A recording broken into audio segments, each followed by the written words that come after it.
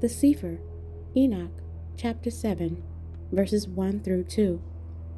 It happened after the sons of men had multiplied in those days, that daughters were born to them, elegant and beautiful. And when the watchers, the sons of heaven, beheld them, they became enamored of them, saying to each other, Come, let us select for ourselves women from the progeny of men, and let us beget children. Then they took women, each choosing for himself, whom they began to approach, and with whom they cohabited, teaching them sorcery, incantations, and the dividing of roots and trees. And the women conceiving brought forth giants, and they bore them 3 races first, the great giants. The giants brought forth the Nephilim, and the Nephilim brought forth the Elioid.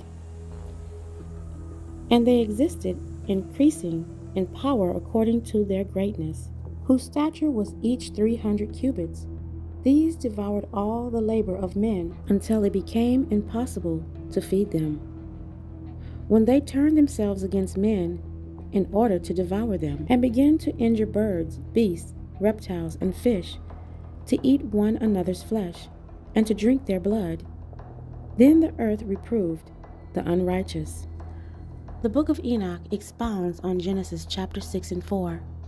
For those of you who only read the 66 books, I encourage you to do more research on the book of Enoch.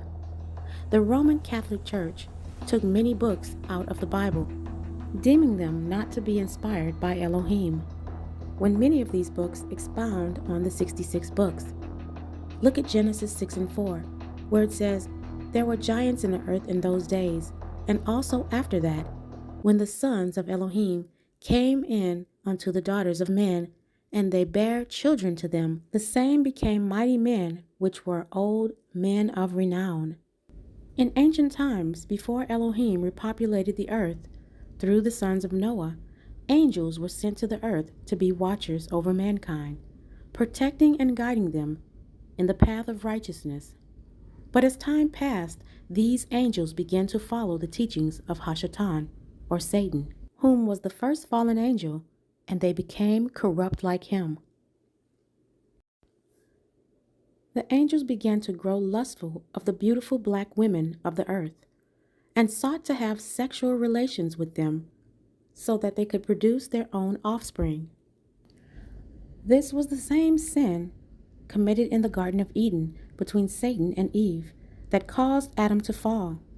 Despite Elohim's warning to the watchers about the consequences of altering his creation, the fallen ones rebelled against the Most High and proceeded to have sexual encounters with the human women. As a result, the women that they had relations with bore their children and produced a genetically modified offspring. According to the book of Enoch, the offspring of the fallen ones were 3 different types of people.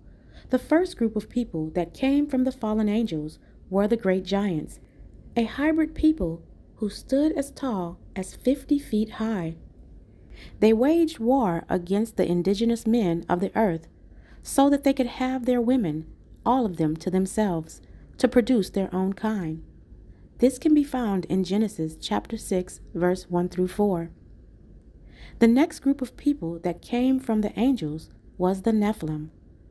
The Nephilim were the offspring of the giants, but they were not as tall as their ancestors, only standing about 6 to 12 feet high. The Nephilim were the offspring of the giants, but they were not as tall as their ancestors, only standing about 6 to 12 feet high.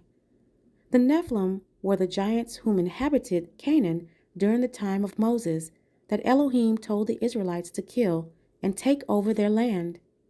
This can be found in Numbers chapter 13, verses 33. There were also the Philistine warriors, which produced the 7-foot-tall Goliath that King David killed. The last group of people that came from the fallen angels were the Elioids. Unlike the giants, the Elioids were normal in height, very barbaric in nature, and were able to produce and bring forth their own kind. These are the ones whom modern-day science calls Neanderthals. The Neanderthals are the third type of race that derived from the sexual escapades between the fallen angels and humans, and they are the forefathers of all modern Europeans. It is interesting to note that it took a very long time for the children of the fallen ones to evolve to look like humans. Many might be wondering how the giants had sexual relations with human women. If you do your research, there are many biblical accounts where the angels were sent to the earth by Yahuwah. But in order for them not to be so scary, so to speak, they actually shape-shifted into human form. For an example, in the case of Lot, when the angels came down from heaven to dwell with him in Sodom and Gomorrah. As per the scriptures, when people saw angels, they usually appeared in the form of a human, specifically as men. And the way that the Bible describes angels, there is no way that we would be able to encounter them without great fear and trembling. They must appear to us as regular humans so that we do not give up the ghost. And as for their color, there are no Caucasian angels in Scripture. Ezekiel 1:13 reads, "As for the likeness of living creatures, their appearance was like burning coals of fire."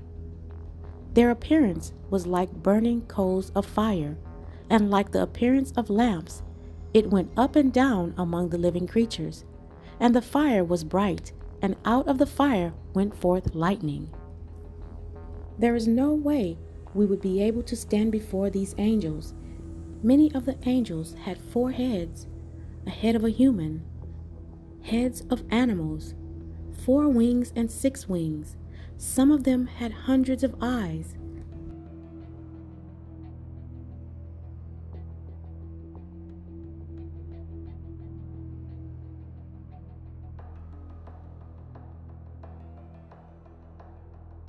Therefore, they must shapeshift before they come to earth to dwell among humans. In regards to why they were pale-skinned and not brown-skinned like everyone else, it's because they were a genetic mutation. Back to the Neanderthals and the fallen angel offspring. According to the scientists at the Max Planck Institute, the Neanderthals possessed a mutation in the melanocortin first receptor MCR1, which was located on the chromosome 1, and that this mutation caused them to carry phenomelanin, light melanin, in their skin, hair, and eyes instead of the E-melanin, brown melanin, that we have. This is why the Neanderthals were pale-skinned. Since they were only half humans, they were only able to get a small percentage of melanin from their human genes, causing them to lack color or hue. But this genetic mutation did not start with the Neanderthals. It started with their ancestors, the fallen angels. It appears that after the angels were cast away from Elohim for having sexual encounters with human women and having children with them, something seemed to have happened, as if they were struck with leprosy. This is why there are so many hieroglyphics on the walls in Egypt today, from ancient times, depicting tall Caucasian people. The evidence of this can be found in the Bible by tracing the lineage of Canaan near Egypt, who had many descendants end up being tall Caucasian giants as a result of having relations with the Nephilim. This is why Elohim commanded the children of Israel to go and kill all the Canaanites, because they were contaminated with the seed of the fallen angels, and Elohim did not want the same to happen to the children of Israel when they were to enter into the promised land. And the Caucasus offspring of the fallen angels are the same subhumans that the so-called black people want to have children with today. They misinterpret and twist the Bible by saying that you are your father's seed. They teach that it doesn't matter what woman you choose to impregnate to bear your child. But this child will not mix with the mother's DNA and would only be the seed or the offspring of the father. The Bible says that people will twist the scriptures to their own destruction, and this is what's happening today. Let's see what Deuteronomy chapter 7 says about mixing our Israelite seed with the other nations. And it reads, "When Yahuwah thy Elohim shall bring thee into the land, whither thou goest to possess it, and had cast out many nations before thee, the Hittites, and the Girgashites, and the Amorites, and the Canaanites, and the Perizzites, and the Hivites, and the Jebusites, 7 nations greater and mightier than you. And when Yahuwah Elohim shall deliver them before thee, thou shalt smite them, and utterly destroy them. Thou shalt make no covenant with them, nor show mercy unto them. Neither shalt thou make marriages with them. Thy daughter thou shalt not give unto his son, nor his daughter shalt thou take unto thy son. For they will turn away thy son from following me, that they may serve other gods. So will the anger of Yahuwah be kindled against you, and destroy thee suddenly. But thus shall ye deal with them. Ye shall destroy their altars, and break down their images, and cut down their groves, and burn their graven images with fire.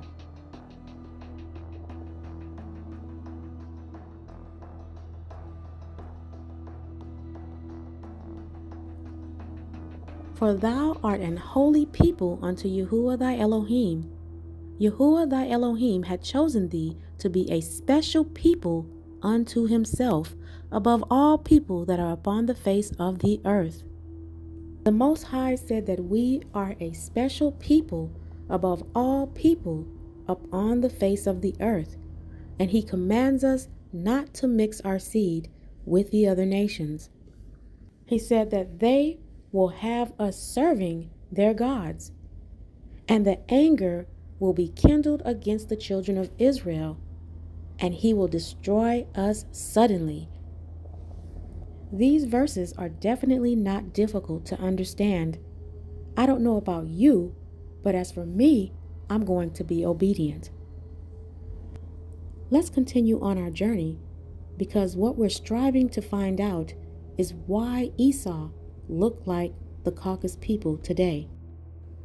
In Deuteronomy chapter 7, verses 1 through 10, Yahuwah told the Israelites to kill all of the Canaanites because they were mixed with the fallen angel's seed. However, the Israelites did not kill off all the Canaanites as Yahuwah commanded them to do. Therefore, the Nephilim descendants of Canaan were able to continue their mixing with the other nations, producing multiple offspring of Neanderthals. This information can be found in Judges chapter 1, verses 17 through 36. Among many of the nations that the Canaanites had relations with were the elder 2 sons of Japheth, Gomer and Magog. As a result, the descendants of Gomer and Magog were Neanderthals. This is interesting because the so-called modern-day Jews are Khazars, which are the descendants of Magog. This has been confirmed by DNA, the Bible, and the Jewish Talmud. Therefore, we can conclude that the modern-day Jews are not descendants of Abraham. Let's go ahead and connect Esau to the Neanderthals. As time passed, many of Esau's descendants intermarried with Japheth's children, especially Gomer and Magog, and went on to form the nations of Greece, Rome, England, Turkey, Ashkenazi, Khazaria, Britain, Spain, Italy, France, and even America. And this is why all of these nations have murdered the indigenous black peoples of the lands they conquered, robbed them of their culture, and took on their identity and whitewashed their history. Let me end this video by confirming that Esau mixed with the other nations. Genesis chapter 36 and verse 2. Esau took his wives of the daughters of Canaan, Adah, the daughter of Elon the Hittite, and Io Labama, the daughter of Anaiah, the daughter of Zibeon, the Hivite. There's so much information in regards to my message today that you can find in the Bible.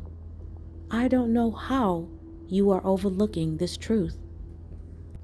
Keep the commandments and live, Israel. This concludes my message for today. May Yahuwah bless you and keep you and your family safe in this dark hour. Shalom.